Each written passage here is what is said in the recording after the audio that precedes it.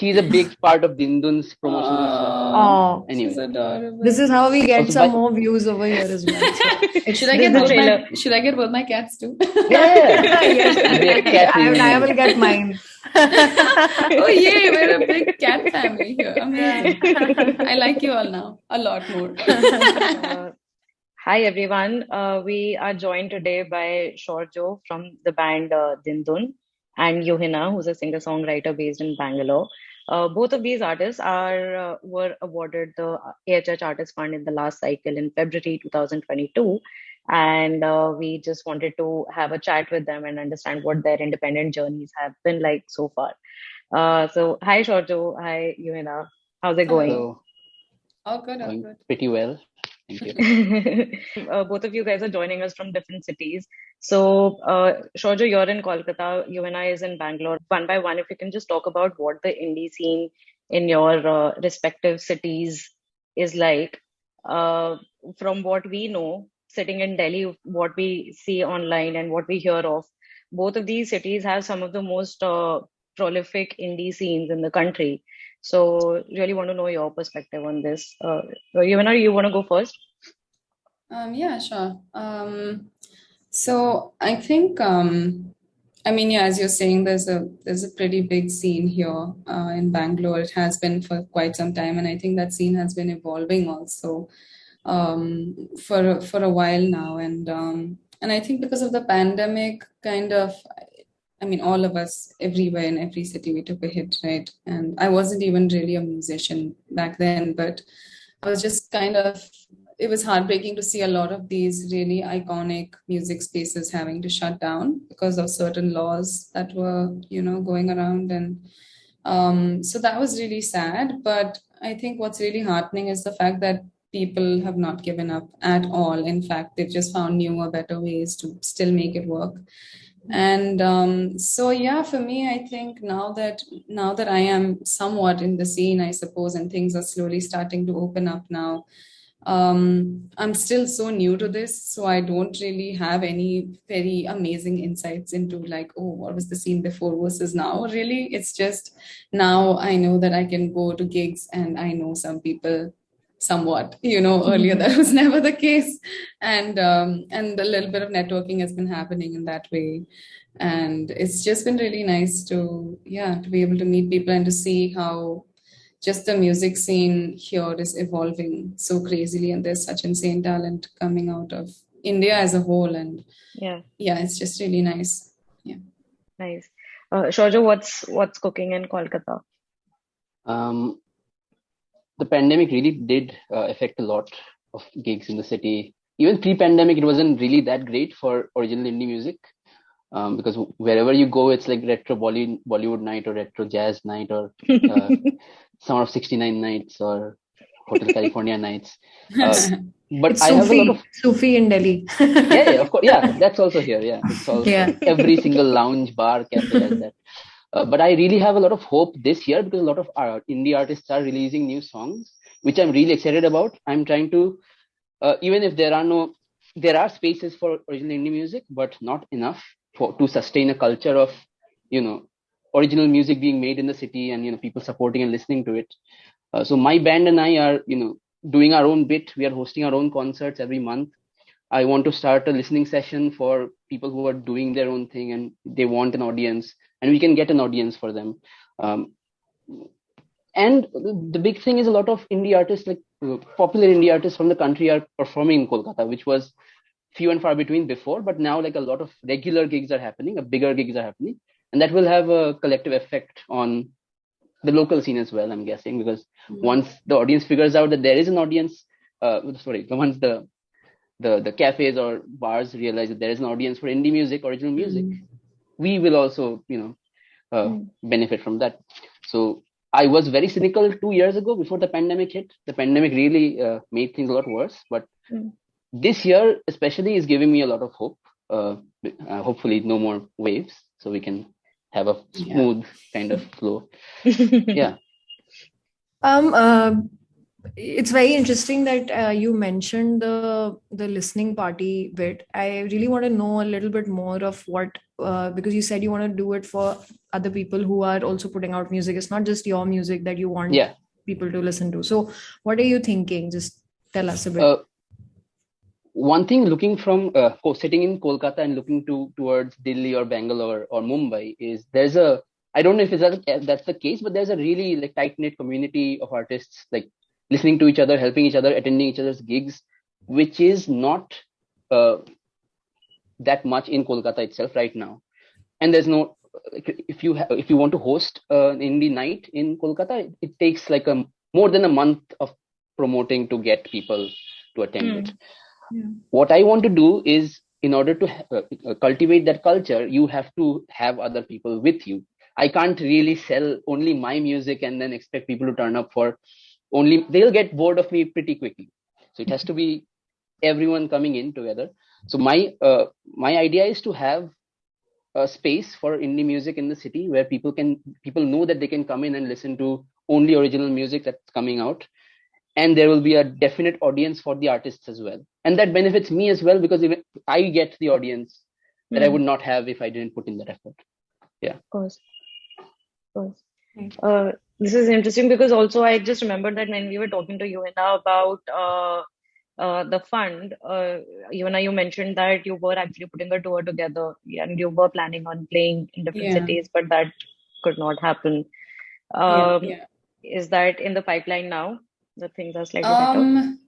I hope so, because it wasn't just me putting it together, it was also with someone else. So I've still not gotten back in touch with them. Now it's been a while. We need to have a conversation basically about how we're going to go forward with that.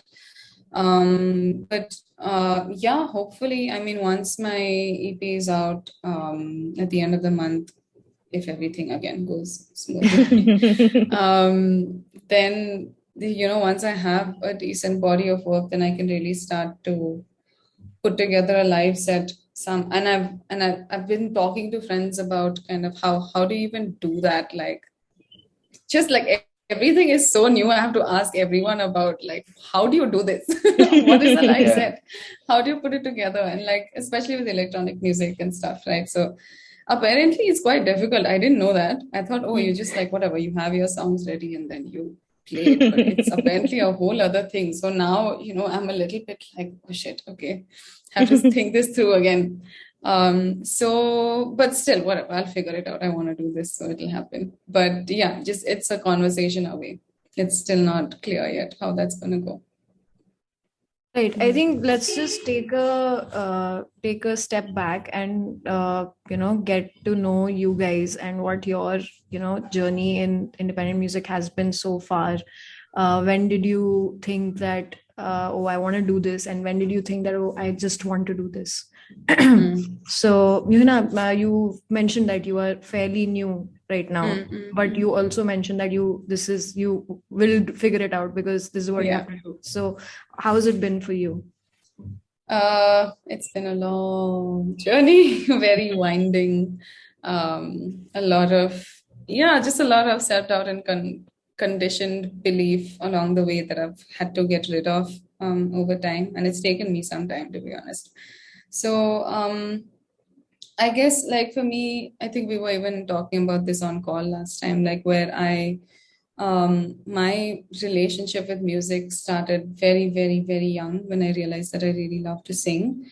And probably in like nursery, because my report cards from back then used to say like, oh, Yuhina loves to sing, but she still has problems distinguishing between letters B and D, like stuff like that. Like, so it was like such an early on thing for me. And then I would just be singing, dancing around the house all the time, and it was always seen as like, oh, she really loves to do this, but it's like a hobby, and that was always kind of pushed. That narrative was pushed not in some hurtful way, but just as a way that, I guess like our parents' generation, they never really saw that as a career option, right? Like by the end of school, it was like, okay, got to think about careers and this and that and board exams and whatnot. And then I knew I didn't want to get into like this doctor engineer sort of train of, career path. And I knew it had to be something creative because, yeah, again, like throughout my life, that was always something I wanted to do. So then I went to design school and I was there for 4.5 years. And then after that, after like a break that I took to just be home for a little while, I got a job in Bangalore. And I've been here since, basically. So I was working as a user experience designer at a corporate here for the past 5 years, for 5 years. And I think slowly, I mean, right from the beginning, only something always felt off, about the whole thing. But I was very much in the whole rat race of like, gotta make money, gotta, do the things and have your parents approve of what you're doing and stuff like that. But yeah, I guess it just reached a point where, as grateful as I am for the job that I have and the fact that all of the gear that I have now to be able to make the music that I am, all of that I was able to afford because of this job. It was a very kind of 9 to 5 thing. So I had the rest of the time to work on my own thing. And during pandemic, actually, when we were kind of stuck at home a lot, that's when I was like, let me just try this out, let me try and make some music of my own. Because in the past, it was always like, since my main instrument is my voice and I sing, so then it was always kind of collabing with other people for instrumentals and guitar parts and things like that. So it was kind of, it was a little, it was like a bit of a handicap, the fact that I don't really know how to play an instrument really well and I have to be dependent on someone else for that. And during pandemic, that really came to the fore. Like, I'm on my own. Nobody's really going to be able to help me out with this. So I just got to figure this out now. And then I started tinkering around with GarageBand, which is this free software, right, on every Mac. So all my music is on GarageBand only so far. I really want to like graduate from that. So this EP is like the last of GarageBand basically, but also like now I've figured it out, And yeah, so during pandemic, I started doing that, started sharing my songs on Instagram, and that was about it. And slowly now, kind of, because I was in this headspace of like, I'm going to give this a shot. And then that snowballed into me being like, I think I can actually do this. And then last year at some point, certain things just kind of happened and it reached this culmination where I was like, okay, fuck, I really have to do this now. If not now, then I'm going to die very unhappy, That was a very roundabout, long way of saying that I am here now through this whole, whatever's happened so far. Absolutely. I think I loved hearing that. Sourjyo, has it been the same for you as well? No, I was listening to Yuhina talking about this, but I really appreciate people who kind of get into music in this organic way of wanting to escape their 9 to 5 job in a way, and using the money they've made from 9 to 5 job as a kind of fuck you to the corporate overlords to make your own thing. Sorry, my cat. Yay! And about she's a big part of Dindun's promotion. Anyway, she's adorable. This is how we get some more views over here as well. So. Should I get both my cats too? Yes, I will get mine. Oh yay, we're a big cat family here. Amazing. I like you all now a lot more. The GarageBand thing, I make all my music on GarageBand. It's the best. Amazing. All of Dindun, it is. And all of Dindun's songs that are going to come out, because I had to work from in isolation from Rohit. I had to send him tracks that I made on GarageBand, and then he produced it more. So everything you will hear on the album will be mostly GarageBand. Every instrument, every VST is GarageBand. Yeah. So I really appreciate your approach to music. We are not born into a music family or music or wealth in general. So we have to find ways to make it work, especially in a country which does not have really funding for music that much or the arts in general. My journey began in 2003 when I picked up Kal Ho Na Ho on the keyboard. And then I only played Kal Ho Na Ho for the next 10 years. The next 10 years, I didn't change. So I really had to play catch up when I actually picked up the guitar in 2013 as a way to kind of write songs in my bedroom. And that was my only outlet because I came to Kolkata in 2013 and it was a very lonely time. I couldn't make friends for obvious reasons. I was very shy at the time. So I used to make music one song a month and then upload it on SoundCloud. And, over time I accumulated like 10, 15 songs just as a hobby. Oh, I forgot about And SoundCloud. Yeah, nobody talks about SoundCloud. It's been such an instrumental part of my journey, actually. Exactly. It's like a non-judgmental kind of platform. Yeah, that is even true. if no one listens to, you can upload it there and it's there forever. Yeah. Nobody cares about the likes and the plays. Exactly. You can do whatever you want. If I go back now, I will cringe a bit, but I still know that I was really starting out. So there was a space for that. It's not like Facebook, immediate either validation or rejection anyway. Yeah. So for a long time, I was just making songs in my room. After which, So Far Sounds was starting in Kolkata, and a friend of mine, a junior of mine in college, she knew that I was making songs a lot, and that was a lot is unheard of in Kolkata at the time. Was unheard of. So she asked me to perform, and it was my first gig in my entire life. And again, I was very shy. So if you actually YouTube my performance, So Far Sounds 2016, I think, you will see me sweat in HD. Like nobody else is sweating that much. And I played it at double tempo. So it's like I was freaking out while doing it. And it was like the entirety of the indie scene was there, and I didn't even know anyone. And this was your solo? With me, I did it with Shireen, because Shireen, who's the producer of Whale in the Pond, she is also my college mate. I did it because I needed someone to be on stage with me. Otherwise, I would have really freaked out. So 10 years of Kalho Na Ho, and then 3 years to catch up on the lack of music knowledge that I have. So I've been building it up for a while, and then Whale in the Pond also happened. Whale in the Pond, my other band, we got together. We did a lot of songs, a lot of gigs. We hope to do a tour this year. Let's see. But a lot of things happened. The pandemic hit, and I've been kind of learning how to arrange my own songs, produce my own songs over this time. And it's really difficult, as Yuhina said. It's to wrap your head around putting so many elements into a song. It takes time. It takes time to make it seem effortless. And I'm really lucky. I'm surrounded by people like Shireen or Rohit who are really good at what they do. And again, GarageBand is godsend. I cannot live with without GarageBand. Interesting. That's I really like this fact that both of you have not grown up in musical families. So it's not like you grew up around music, that you were surrounded with music, that you just could not let it not be a part of your life going forward. But that also takes a lot of courage and motivation to say that, no, this is going to be my life now. So in these journeys that you described, can you think of any specific moments which encouraged you or motivated you to make that decision that this is it? I mean, broadly speaking, Yuhina, you did talk about your job, and Sourjyo, you talked about the collaborators that you found. But are there any specific moments, any instances, any anecdotes that you can share with us? Yeah, actually. Go on. Should I? Okay.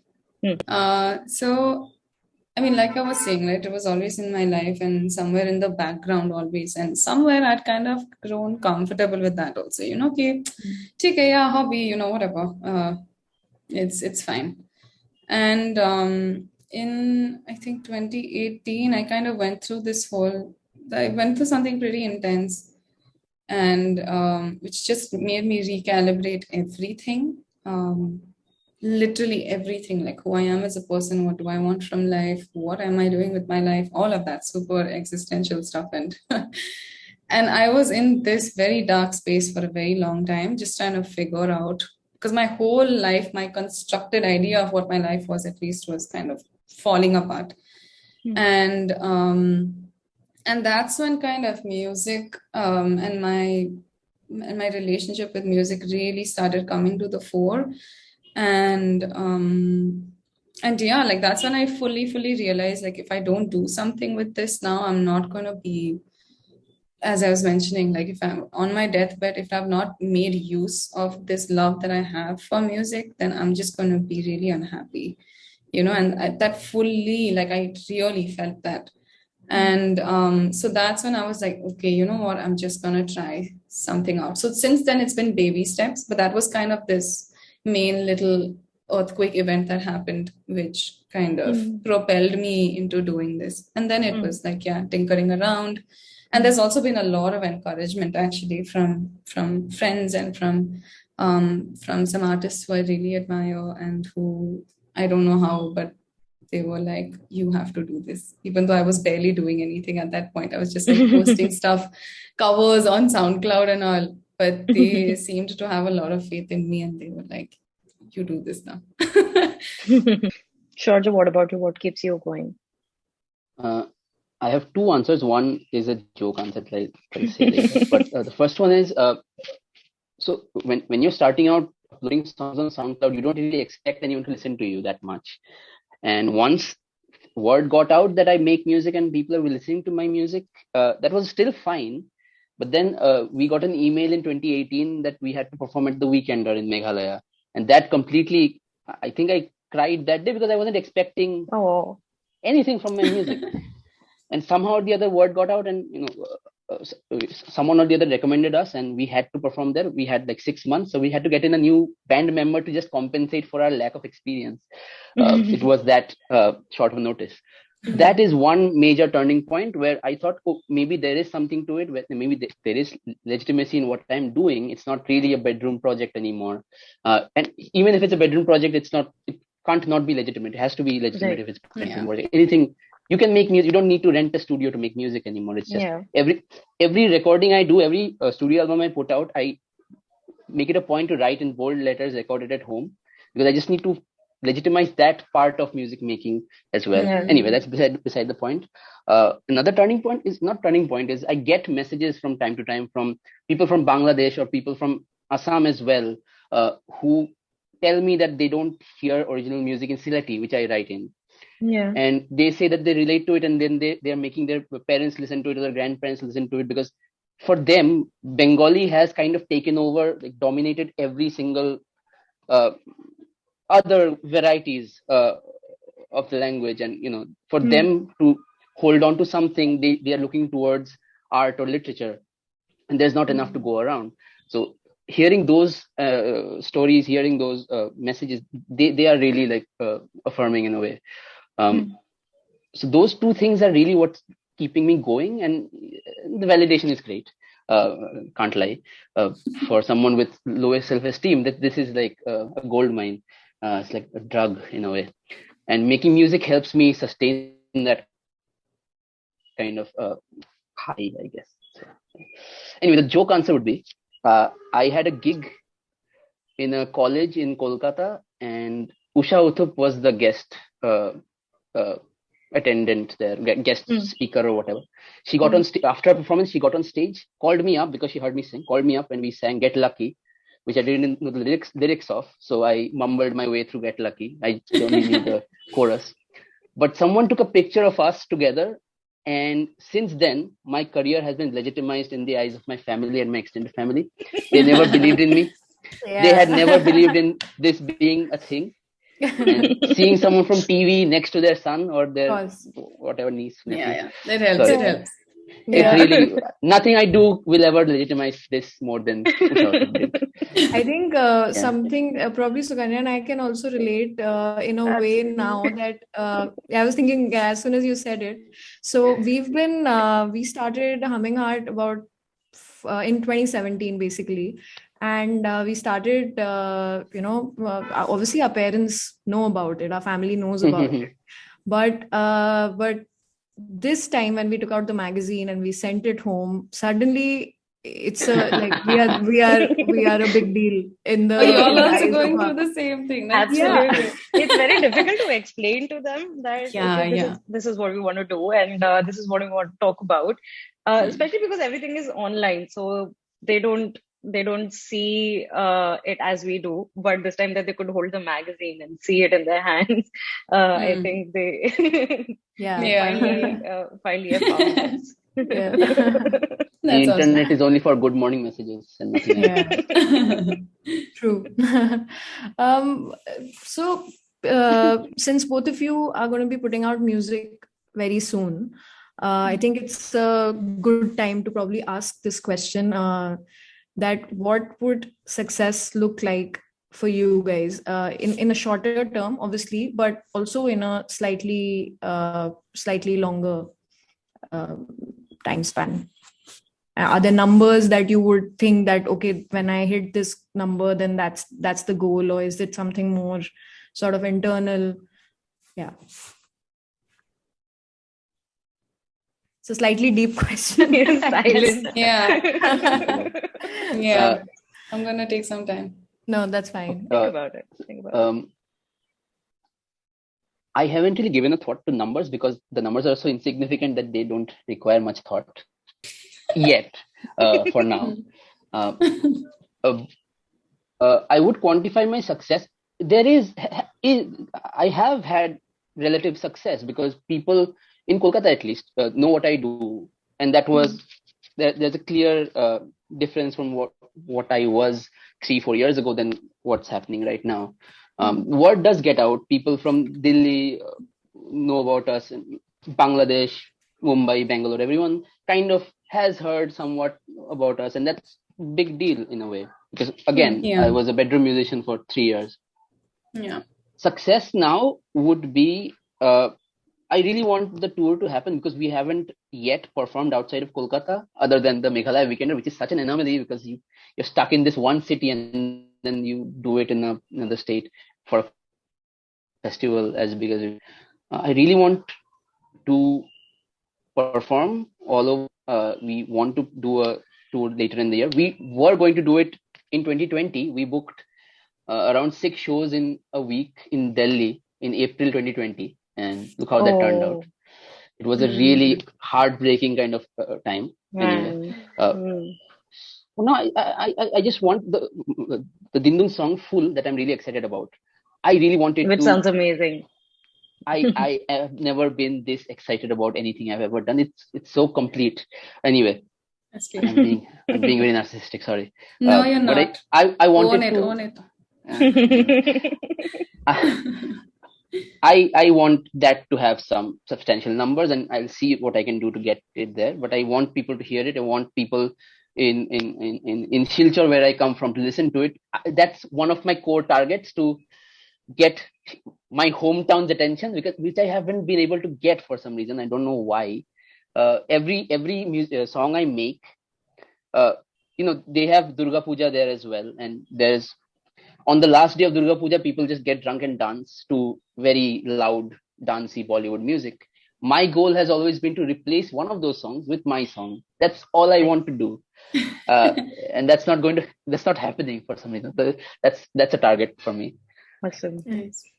Yuhina, you have Yeah, I was thinking I'll formulate some sort of coherent answer, but I got so caught up in listening to you. Okay, I'm just gonna let it flow. Okay, so I feel like I've already succeeded because I'm doing this now and this is my life. Yeah. Just wanted to hear that. Yeah. Yeah, and both of you said it. Yeah. Yeah, like this is success only. It's taken more a than I while. I'm needed. here now. I'm happier than I've ever been. Yeah. But in terms of like commercial success, of course, like I would love to be able to just do this full time, and to do that, I need to be able to afford rent and like food. And so I really hope that, I'm able to kind of, at least this year, I hope that things start to happen on that front, like tours and I don't know, like whatever it is that helps me to just kind of solidify myself in this space a little bit and stop feeling so much like an imposter also, because I do deal with imposter syndrome. It used to be worse before, it's better now. But I mean, I think like I feel like that whole transition also of me like moving on from that place of like, oh, what am I doing? This is weird. People think I'm weird. And being like, okay, no, people are kind of now recognizing me maybe if I go to a gig and they're like, oh, this one. And that is also like, I don't feel so much like an imposter anymore. So yeah, I mean, I don't know, like I want to be able to do this for as long as I can without having to fall back on another career option just for the money, you know. Hmm. So I think that's going to be a pretty significant mark of, I don't know, commercial success, I guess. Yeah. Just being able to afford to do this.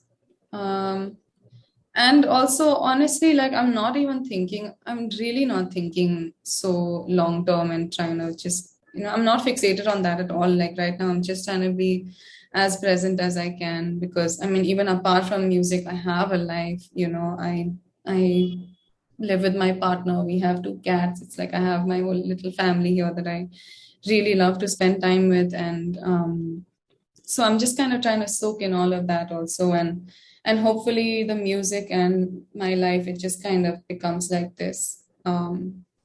It's just like in unison, all of it. And like I want to get to a point. And I think somewhere, like if I really tune into the present, I'm there also, so. I love that. I love hearing that both of you have such personal ideas of success, and neither of your ideas are driven by numbers. I wish that both of you achieve your versions of success, but I also wish that you achieve the numbers because Yeah, That's what'll help. Yeah. trend Helps a comes lot. from Yes. We'll just wrap this up. I really enjoyed listening to both of your stories.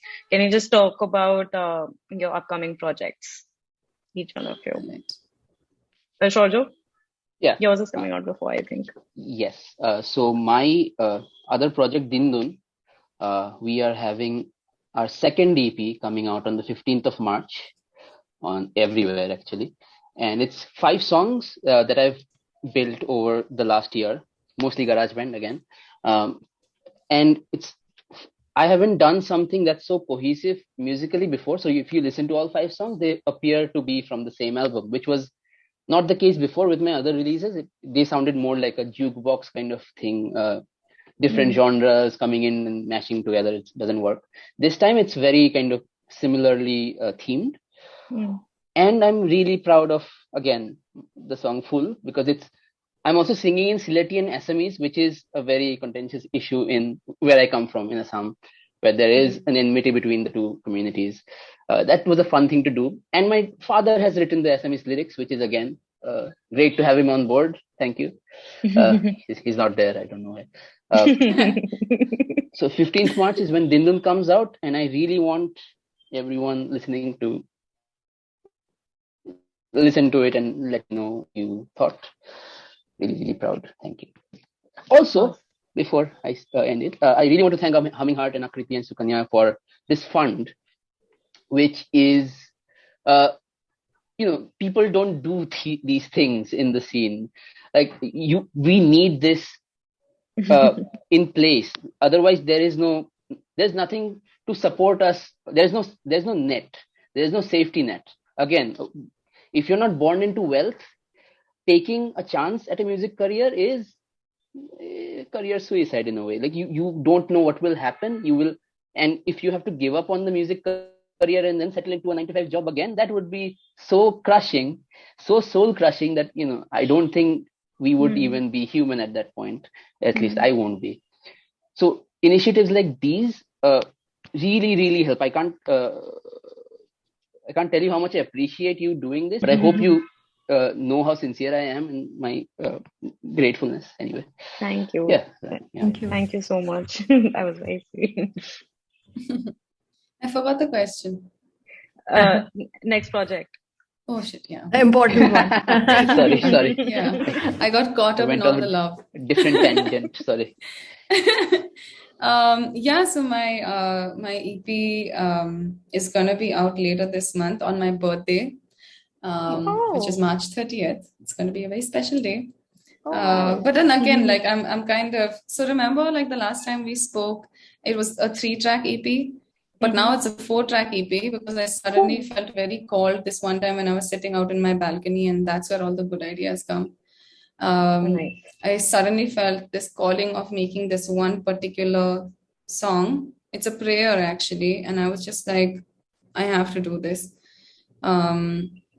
And I mean, it's interesting. I don't know how it's going to be received. I don't know. I just know that there is this, I have to do it. So let's see if everything goes smoothly, and if I'm able to do it in time, then March 30th will be the release date for that. So yeah, it's a 4-track, mostly English EP, and it's electronic music, electronic and vocals, and Why do you say mostly English? that's the last track that I've been kind of motivated to make is not in English, basically. Okay.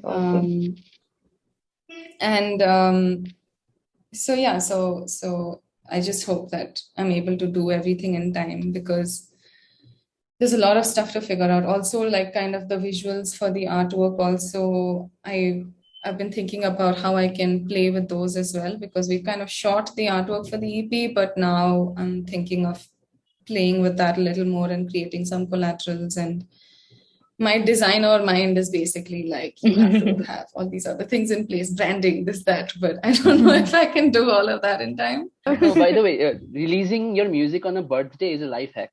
I'm just saying for general audience. Yeah, everyone has, all the attention is on you, so you might as well. Oh, like that. Yeah, even I'm just like, I want to feel super special that day, you know? Yeah. I just want to soak in all of that day.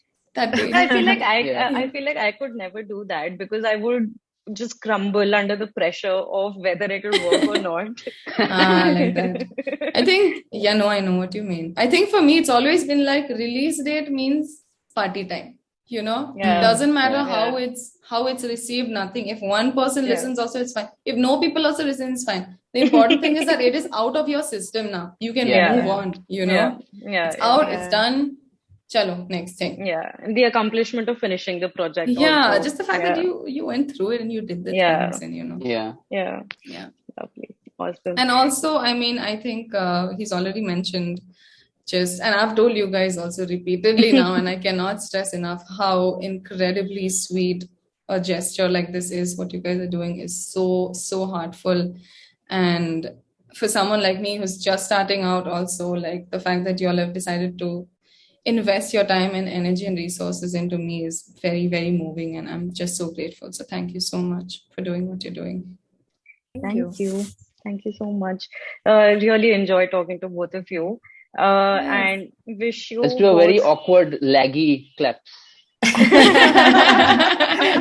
Your hands actually lagged there. Thank you. Thank you, guys. Thank you so much. Wish you both the very best. You both cat parents and garage band ambassadors. And Yes, garage band. Never forget your roots. Yeah. Garage band and SoundCloud. And SoundCloud. Yeah. And SoundCloud.